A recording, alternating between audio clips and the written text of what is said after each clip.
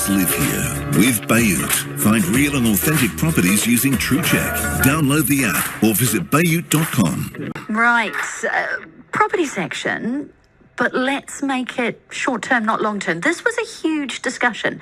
What do you reckon, Tom? Was it about 1.5, 2 years ago when we were continually having chats with people about the premiums to be made, renting short-term rather than long-term? We were going to use you as an experiment. Yeah, there was all sorts of debates going on. They are to a certain degree now, but lesser so.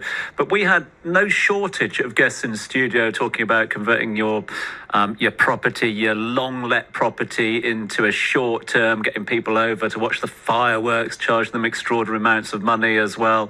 Your sort of Airbnb models, if you like. Exactly. Stick some Scandinavian furniture and a couple of plants that photograph well in there. Industrial cleaners every day. Quite, but the conversation's died down a bit, but has the model? That's the question we are asking Fibha Ahmed, the Vice President of Sales at Dubizzle and Bayut this morning. Morning, Fibha. Morning, Brandy. Less conversations about it. Is that because we're sick of having the conversations, or is it becoming less attractive as rents, long-term rents, rise, and of course you've got the stability there as well? I'm glad you brought this up. We've spoken a lot about record-breaking sale. We've spoken a lot about very high ticket rentals. I think you're right. 2 years ago, we were talking about how short-term rental market is a very lucrative model for investors to buy a property, get a waterfront property in front of the sea, or maybe facing the Burj Khalifa, and you're looking at very high returns. Interestingly, what we've seen this year, and of course this is building off the back of really high growth in long-term rental market, there are certain pockets of areas that still perform well. They are treading above the 20% gap that we see. So if you put a property on short-term versus long-term, on an average in most of the communities, you would see a 20% higher rental yield. However, there are certain areas which are new to the market, which is in the mid segment, where you can still make up to 58 to 60% more by putting your property in the short-term rental market. Okay, well, let's break that down. What do you mean by mid segment? When we think of short-term and holiday homes, like I said earlier, we think about properties that are next to the beach or facing the Ain Dubai or Burj Khalifa. I'm talking about mid-segment markets, slightly away from the center, but still relatively connected. What we've seen on Bayut.com this year is areas like Midan City, Mohammed bin Rashid City, Studio City, and Dubai Internet City, getting a lot of attraction in terms of not only increase in supply, but also increase in demand. What kind of increase? Can you give me a rough percentage? So when you look at lead interest, I mean, it's in above 200% lead interest when I compare it to last year. When you look at inventory, we have about 100% or more inventory coming to the market for these areas. Areas that really stand out are Midan City. You have your Azizi developments there, and most of the properties that I've seen available for rent are on short term. When you go to Dubai Internet City, you see the Jewel, Dubai Jewel, that has multiple options for monthly rentals. When you look at another interesting area that I've noticed is Zabil, downtown views, of course, for your savvy renters who've just taken up a job in DIFC, closer to the financial hub. They're willing to dish out 23K to 25K on monthly rentals. So it's a mixture, more so on the mid-segment market, but there are still high-end properties that are coming up with different USPs, I would say, as we're used to in the past. Yeah, and you're going to have some differences between even just the communities you've mentioned, a studio city versus a downtown, Absolutely. For example. What do you know from the searches and the data that you have? Because you mentioned people moving in for new jobs.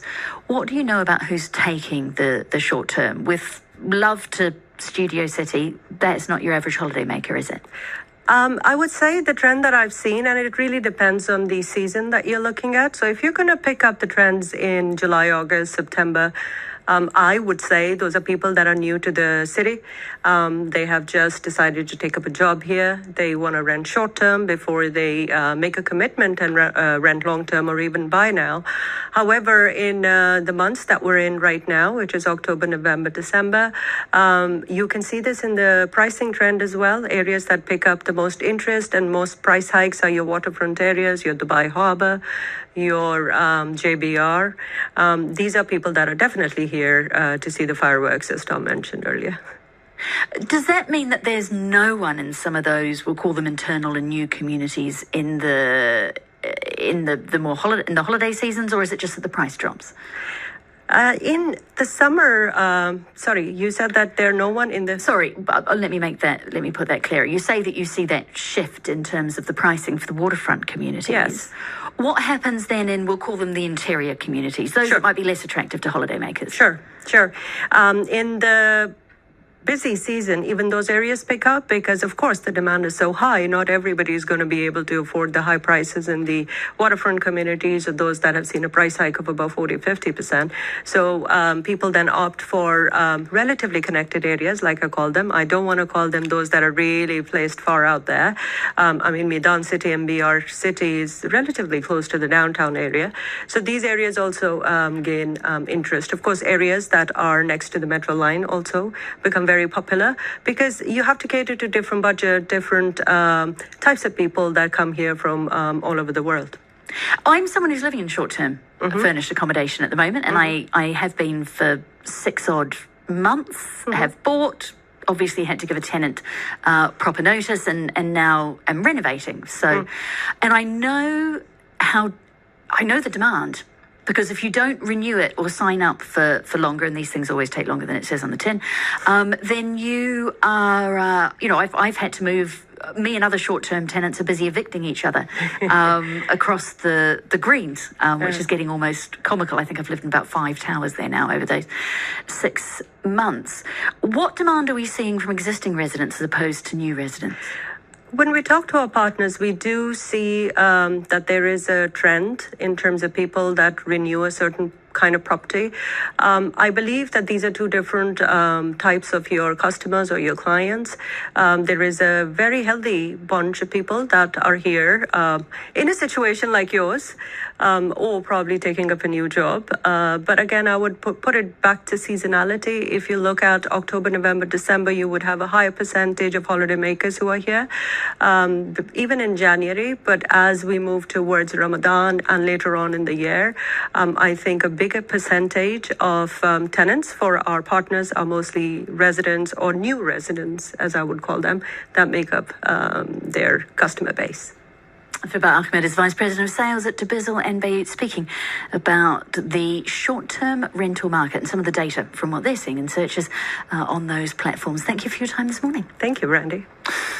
This is the Business Breakfast. Big thanks to Fibha for joining us live here in the studio. Big thanks to all of you for your messages as well. Nazar, thank you very much indeed. We'll get to your thoughts shortly on all things short-term rent versus long-term rent. Before that, though, let's get to the roads. Dubai Eye 103.8.